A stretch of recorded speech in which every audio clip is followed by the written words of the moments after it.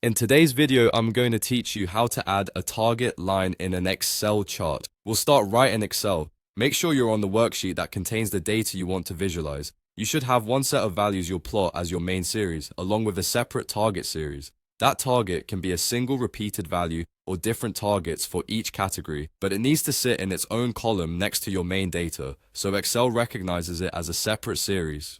Drag to select the full table or range you want to chart, including the headers, then go to the Insert tab and choose a bar chart. Excel will create a chart where both your actual values and your target series appear as bars. That's expected at this stage, and it's the quickest way to get both series onto the chart together. Now, we'll turn the target bars into a clean horizontal line. Click once on any bar that represents the target series to select that series. You should see only those bars highlighted. With the chart still selected, go to the Chart Design tab across the top. Choose Change Chart Type. We're going to use a combination chart to mix different visual styles in one view. In the Change Chart Type window, switch to the Combo category. You'll see each data series listed with a drop-down to pick its chart type.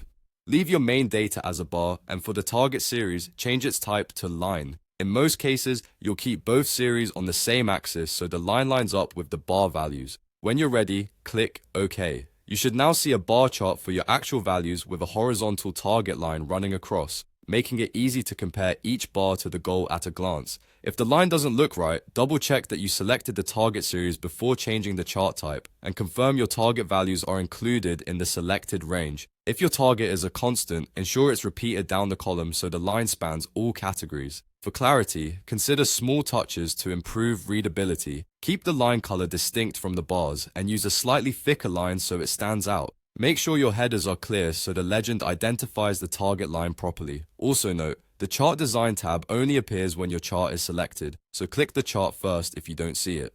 And that's it.